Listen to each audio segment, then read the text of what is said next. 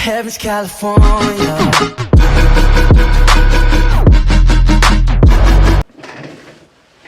Hi guys, I'm going to be reacting to my last Nightmare Falls video, for now of course. Top 3 most haunted places to never visit. So this one is only like 7 minutes long, not too long at all. Fairly good. So I'm going to for it to boot up, there we go. Yeah, really not too much to say. Just, yeah, so it's always October, so like the month of Halloween, so yeah, haunted place to visit, yeah. I don't visit any haunted places to be honest, so this video doesn't apply to me, but let's just see what it's about. Well, we know we know what it's about, but let's see what, you know. Nightmare Falls.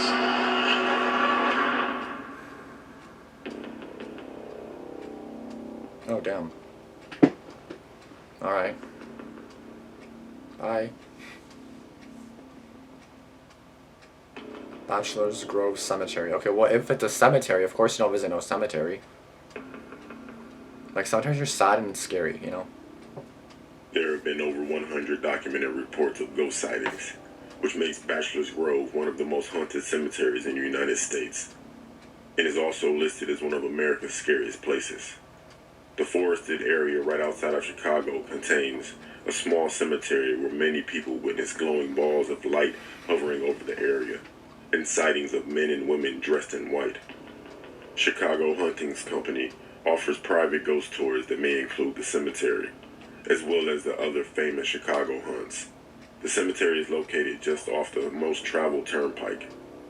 Yeah, would I recommend visiting the cemetery? No. Probably not, because you might come back with something paranormal attached to you. Deep in the forest preserves of southern Cook County lies what is known as the most haunted cemetery in the world. A long and winding gravel trail leads us to the overgrown and eerie entrance of Bachelor's Grove. That's so creepy. Infamous for its unearthly images, strange sounds, and floating. Son, my bag, like something is yanking like a little kid. And I turned around, and when I did, I saw his camera bag come up off his shoulder like this 3 times. He went ghost white. I went ghost white. Are you the one who scared my friend? It's the only thing I could think to say. And sure enough, as we reviewed it, we heard this voice come out of nowhere. Just ominous. Yes. Here is the audio recording of that voice. Were you the one who just scared my friend Doug? The encounter took place near this headstone, which is where this picture was taken. Scattered throughout the cemetery are old and crumbly. The most well-known apparition was a translucent woman dressed in old-fashioned clothes, seen perched on this headstone. And she was photographed with an infrared camera. The photographer was just standing right behind us. They said they didn't see anything at the time. It's been reviewed by Kodak. Kodak couldn't give a definitive answer, so it remains a mystery. Mount Misery Road. Yo, like, cemeteries are just creepy, especially that cemetery. It was so, like, what? It was so, like... This place seems distant from the paranormal world, but the area known as West Hills has boasted amazing paranormal activity for over a century. Well, it's called Misery for a reason, right? Misery Road, named by settlers cursing its difficult passage, and the area near Sweet Hollow Road have a rich history of paranormal sightings. Some lists have Mount Misery Road and the nearby Sweet Hollow Road as 2 roads with truly haunted histories. Ghostly faces are seen in the trunks of trees, strange lights play over the woods, and misty apparitions appear to drivers near the Northern State Parkway. Legend has it that there was a psychiatric hospital built in the woods surrounding the road, and the hospital burned to the ground in the 19th century, with the fire being started by a patient at the hospital. Every patient and employee died. No one is telling you to check the area out, but it is not recommended. Never. Whether it's the road itself that generates the stories, or whether it's the stories that have kind of proliferated and sort of taken on a life of their own and focused on the road, it's hard to say. Something's going on with this place. Yeah, there's definitely something here. Not most people say this is like the #1 haunted spot. I would say yes, it is. Yeah. I don't know. This is some weird stuff that goes on here daily. We like to go to places that are beautiful, and I think spirits and souls would also want to go to a place that's. But can you imagine what this place must be like after dark. It's two stories about the overpass at the Northern State. They're both involving teenage boys. One is a rumor saying that some teenage boys had a suicide pact and hung themselves. You get to the bridge about maybe like 20 feet before you get to it. You stop there and you flash your headlights 3 times. Supposedly, you're supposed to see the shadows of them hanging. There's one, if you beep the horn, they will come out and attack you. The other one is if you don't beep the horn, they will come out and get you. Exactly. So it's kind of, people have this little kind of moment of indecision. All right, one That's last question. creepy. Why do you think people come here? It's a lot of fun. No, not fun. Not at all. Not if you're a chicken like me. The Stanley Hotel. Yeah, I can imagine every place being like really scary at nighttime, but then in the daytime it looks so innocent and fine, you know? A luxury location for people to visit is 75 feet up in the Rockies and over a century old. The Stanley Hotel is a popular haunted destination, in a large part due to Stephen King's horror novel, The Shining. King and his wife stayed in the haunted hotel at the end of one season, and nightmares caused the writer to develop the story. Today, it is considered to be one of the top haunted U.S. locations. The hotel was founded by F.O. and Flora Stanley, husband and wife, who may still be found around the grand rooms.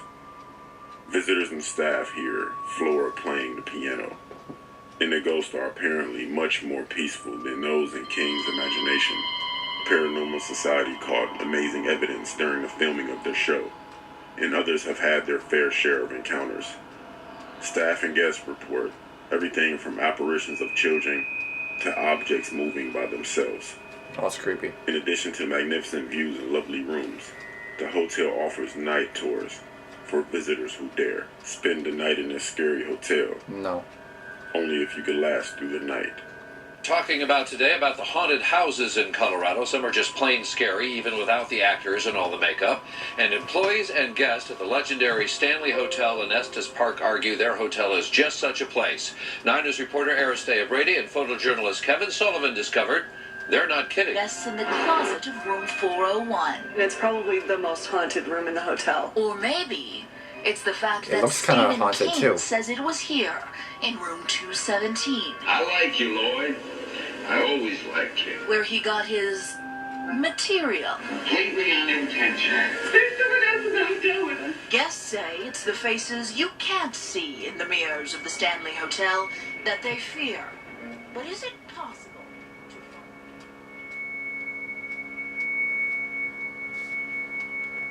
Okay, well, I'm just going to end this by saying don't visit those 3 places, obviously. If you do, well then you got guts, I don't. But if you do want to do that, go ahead, have fun, don't die. And you'll probably learn your lesson, I'm assuming. If it's as bad as it seems, you know, then yeah, I would assume that you'll learn your lesson. But, sorry, I'm just trying to do all this at once. I'm like filming and then saving, editing, like everything at once just to get all these done. Okay. But yeah, I mean, like, just be careful wherever you go. If you go, you know, any haunted places, even for like Halloween this year, be careful. You never know where you're going into. But yeah, I think cemeteries are like really scary at nighttime all the time. Like no matter what, any kind of cemetery is gonna be scary at nighttime.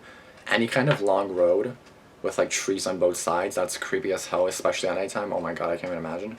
Well, I mean, I've been at nighttime through those roads, obviously, but like when it's like nice and daylight, sunny, you know, it's all like peaceful, you know, it's sun, it's all like nice, you know, clouds, you know. But then like when the sun goes down, it's scary. Like it just looks scary, just so dark, it's black, like just pitch black, it's scary. Anyway guys, that's basically it for this video. I think this is it for today. I don't know, it's only 11:30 a.m. but I still got like 400 videos to edit. I filmed them all, I think, as of right now. But yeah, I will see you guys in the next video, whichever video that will be. Thank you guys for watching. Oh yeah, and if you're watching this, that one Chaz Johnson guy, I don't know if that's your name, but you want me to react to Darkness Prevails, I already let you know that I don't really react to him, but I can react to that one video if you want. It's like 40 minutes though, so it's probably not going to be filmed like that easily, because it's like 40 minutes. And like, I'll probably need like a freaking snack, like a dinner while I'm at it, you know, because it's so long. To be honest, to Darkness Prevails, I somewhat watch his videos, but like, it's like I have them on in the background and then I fall asleep. It's not because they're boring, it's just it's so long, and then like, you know, it's like someone telling you a bedtime story. And then it's like you just like fall asleep, right? So like for me, it's kind of like, I don't know. I usually like fall asleep to those kinds of videos, and I do not want to fall asleep on camera. Not that I would, but yeah. That's basically it though. Thank you guys for watching. Like, comment, and subscribe, and I'll see you guys in the next video. Peace out.